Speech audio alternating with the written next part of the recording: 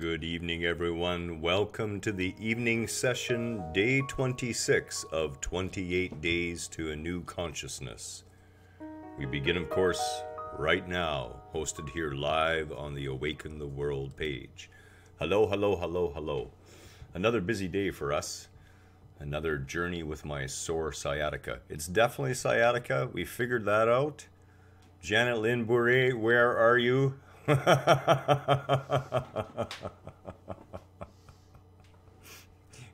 So, yeah, anyways, it's all right. It's only pain, you know? I mean, yeah, at least you know you're alive. It's kind of fun when you think about it.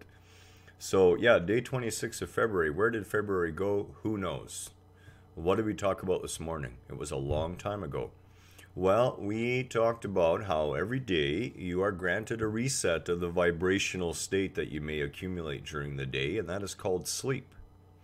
And, you know, it doesn't even take that long. Sometimes that 45-minute or hour-long nap in the afternoon, if you've had a particularly, egoic morning or a morning where you feel that you've been victim of the whims of life, that little bit of sleep can help you reset that vibrational state you're accumulating. There's another thing that we're going to talk about this evening that is very effective for that. And, I don't know. I don't know where Janet is right now. I think she's on the West Coast, actually, to be honest with you. So what goes hand in hand with this and can assist in this process is something that I call retrospection. And I engage in it at the end of every day. Now, retrospection is not about beating yourself up. Retrospection, personally, I do it when I'm lying in bed because it takes Kelly about 10 seconds to fall asleep. So I wait for the snoring to begin. And then, I have to get really tired so that I can sleep with the snoring. So I use that time effectively to meditate and to engage in contemplation and retrospection on my day. So what I do is I go back through the day and I take the overview. I see how the egoic sense of I behaved. I see how the other people behaved. And I see from that higher perspective looking upon the whole picture. And I am then able to see where I still need to do work with myself. Now, people tend to get frustrated when they find these things popping up in their lives. It's perfectly okay. You're a human being, right? You're not perfected already. You're perfection in progress to even greater perfection. So you're perfectly fine exactly where you're at, but you also have a perfectly magnificent long way to go. There you are. Boy, it's almost like doing the Candyman thing in the mirror thing. I said your name twice, and Kelly wrote it down once. And you appeared. Hello, Janet. So it turns out that it is my sciatica. We were doing some digging around with a massage egg and some tiger balm, and sure enough, right up under my L5 lumbar there, where my sciatica appears on the left side, it's already point tender, and it goes all the way down the leg.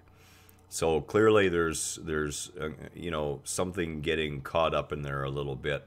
And I said, no, I don't know what Kelly was talking about you going back to sleep. It's hard to tell sometimes. I was talking about the massage I wanted. I wanted the massage. What she's up to with the sleep thing, I don't know. She popped a couple white pills a little while ago. I saw her take them with that glass of wine. And honey, I told you, enough of the wine already. Okay, back on track. And just for the record, I don't know what those white pills are. I really don't. But she doesn't drink wine. Much. No. Oh, she's scribbling furiously on the keyboard now. So let's get back on track here. Uh, in the evening, at night, as Kelly is snoring and I'm waiting to fall asleep, I spend some time in contemplation and retrospection. And in looking at your day and looking in the way you behaved and looking in those situations where you went unconscious and in seeing where you perhaps judged or unconsciously blamed another, in your openness and willingness to do that with yourself, and again, fully openly, fully objectively, interested in recognizing what happened, taking note of it, and then mentally and consciously letting it go before sleep.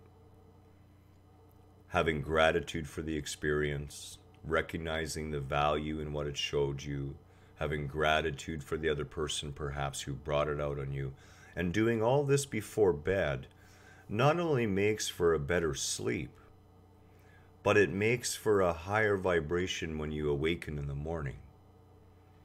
And we are vibratory beings, and no matter which way you slice it, no matter whose dogma you choose to buy into, whether it be mine or a church's or somebody else's, or your own, ultimately, when we put all the dogma aside and all the words aside, what we're talking about is vibration.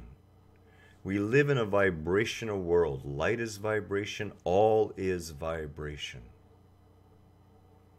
Anything you can do to raise your vibration, anything you can do to help release and retune those dissonant vibrations so that they may be incorporated back fully into the magnificent energetic being that you are, those things are good for you.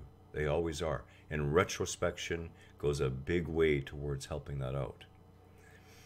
So, yeah, and Janet says she knew it about my sciatica, and Janet, you're right, and now you owe me that massage.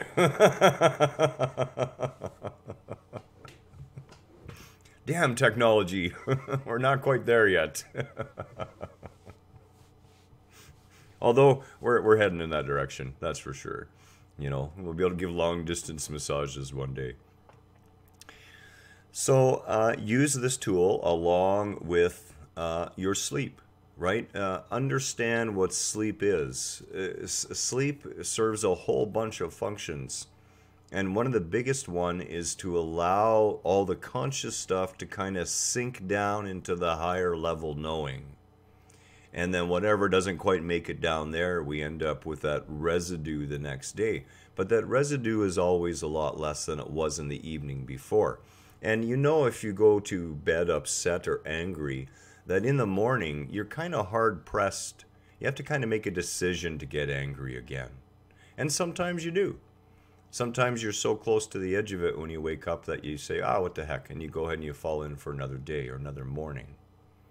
But you'll notice that no matter what it is, in the morning it's less. That vibration has reduced.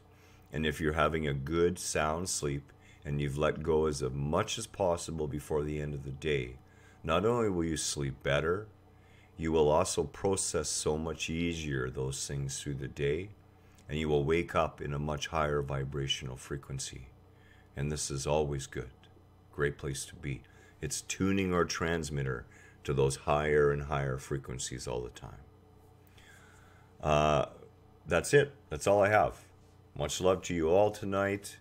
Tomorrow is Wednesday, the 27th day. Wow, just a couple days away. So we're going to have our conversation in the morning. We'll have our evening conversation. And then we will also have a meditation on the Help Awaken YouTube channel. And that'll be a great way to meditate together and release any of these things before we go to bed in the evening. Much love to you all. Namaste from both Kelly and myself. Have a wonderful night.